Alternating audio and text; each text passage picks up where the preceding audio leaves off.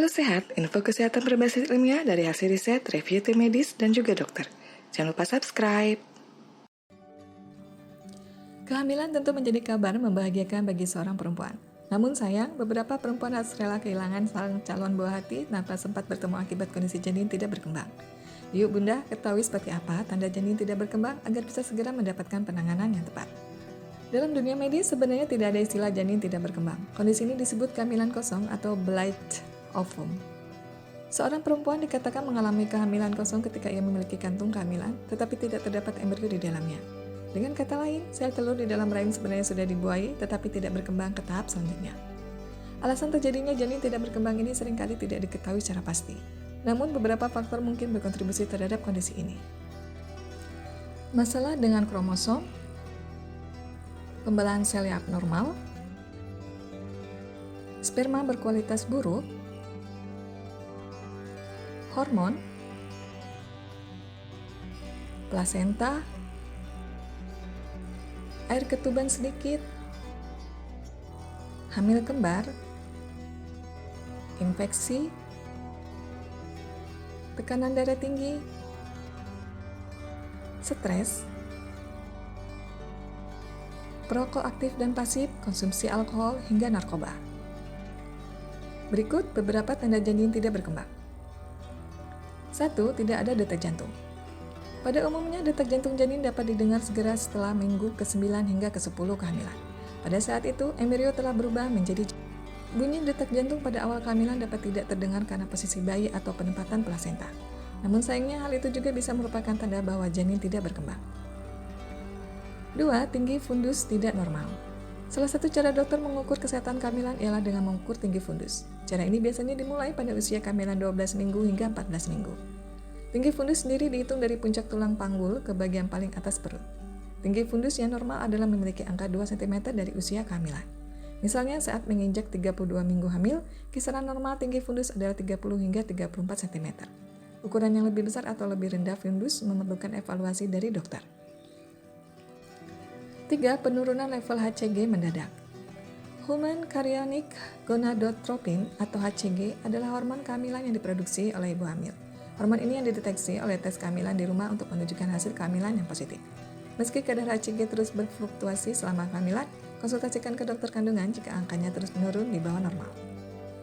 4. Keluhan morning sickness berkurang. Keluhan morning sickness atau mual di pagi hari adalah hal yang wajar dialami ibu hamil. Rasa mual terjadi karena meningkatnya kadar HCG dalam tubuh selama kehamilan. Namun jika rasa mual Bunda menghilang disertai dengan gejala keguguran, Bunda perlu memeriksakannya ke dokter untuk memastikan tingkat HCG dalam tubuh Bunda. 5. Intrauterine Growth Restriction (IUGR). IUGR menunjukkan bahwa janin dalam kandungan ukurannya lebih kecil dari diharapkan. Hal ini dapat menjadi masalah karena berisiko menyebabkan janin berhenti berkembang. Dalam kasus hamil kembar, satu janin mungkin menderita IUGR, sementara yang lain baik-baik saja. IUGR terjadi karena adanya masalah pada plasenta. Jika plasenta tidak melakukan tugasnya, maka janin dapat berhenti tumbuh. 6. Perdarahan mendadak. Perdarahan mendadak bisa menjadi salah satu tanda peringatan keguguran. Meskipun banyak perempuan mengalami bercak atau perdarahan ringan selama kehamilan, tetapi perdarahan yang intens dapat menjadi tanda kematian janin. 7. Ketuban pecah dini. Amion atau ketuban adalah cara yang melindungi janin selama berada di dalam rahim. Bila ketuban pecah dini, maka dapat menjadi salah satu tanda pertumbuhan janin telah berhenti. Sebaiknya segera konsultasikan hal tersebut pada dokter untuk mendapatkan penanganan. 8. Kram tak tertahankan selama kehamilan. Pada umumnya, kram selama kehamilan adalah suatu hal yang wajar. Namun, bila kram telah melampaui tingkat toleransi, bisa jadi itu adalah salah satu tanda keguguran. Kram yang hebat dapat menandakan kontraksi yang mendorong janin menjauh dari rahim. 9. Kelainan hasil USG. Ultrasonografi atau USG dari trimester pertama kehamilan dilakukan untuk memeriksakan posisi, perkembangan, dan ukuran janin. Jika dalam USG dokter tidak dapat mendeteksi pergerakan janin, maka dokter akan memberitahu orang tua tentang konsekuensi negatifnya. 10. Demam tinggi. Demam tinggi selama kehamilan dapat mempengaruhi pertumbuhan janin. Jangan anggap remeh demam tinggi selama kehamilan karena dapat menjadi salah satu tanda keguguran. 11. Tidak ada gerakan janin di trimester ketiga. Gerakan janin di dalam kandungan dapat menjadi salah satu tanda janin sedang tumbuh dan berkembang. Jika gerakan janin tiba-tiba berhenti di trimester ketiga, sebaiknya segera waspada. Konsultasikan hal ini pada dokter sebelum terlambat. 12. Sakit punggung disertai beberapa keluhan. Sebenarnya keluhan sakit punggung sangat wajar dialami ibu hamil. Namun, Bunda perlu lebih waspada jika mengalami sakit punggung yang disertai dengan beberapa gejala seperti pendarahan atau berkurangnya tanda-tanda kehamilan. 13. Keputihan abnormal.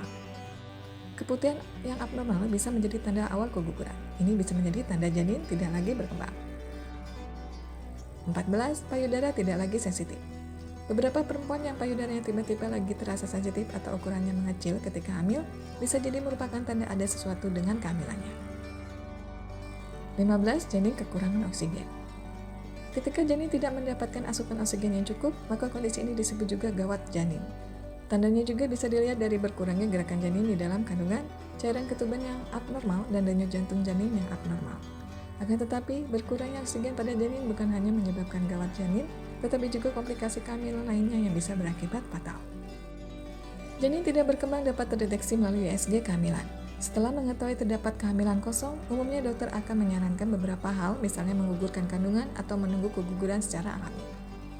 Menggugurkan kandungan bisa dilakukan dengan mengkonsumsi obat perangsang peluruhan embrio atau dilatasi dan kuretase. Adapun menunggu keguguran secara alami ialah menunggu jaringan plasenta keluar dengan sendirinya dari rahim. Meski bisa jadi pilihan, menunggu keguguran alami justru memiliki resiko. Oleh karena itu, menunggu keguguran secara alami harus terus di bawah pantauan dokter. Mungkin Bunda bertanya-tanya, apakah janin yang tidak berkembang bisa diselamatkan? Sayangnya, janin yang tidak berkembang selalu berakhir dengan keguguran. Hingga kini tidak ada yang bisa menghentikan karena merupakan proses alami tubuh.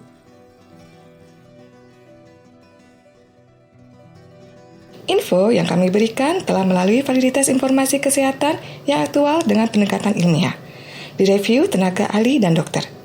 Jangan sampai Anda melewatkan info kesehatan yang krusial dan mungkin dapat menyelamatkan keluarga dan teman kita. Jangan lupa subscribe dan nyalakan lonceng notifikasi agar tidak ketinggalan info dari Halo Sehat.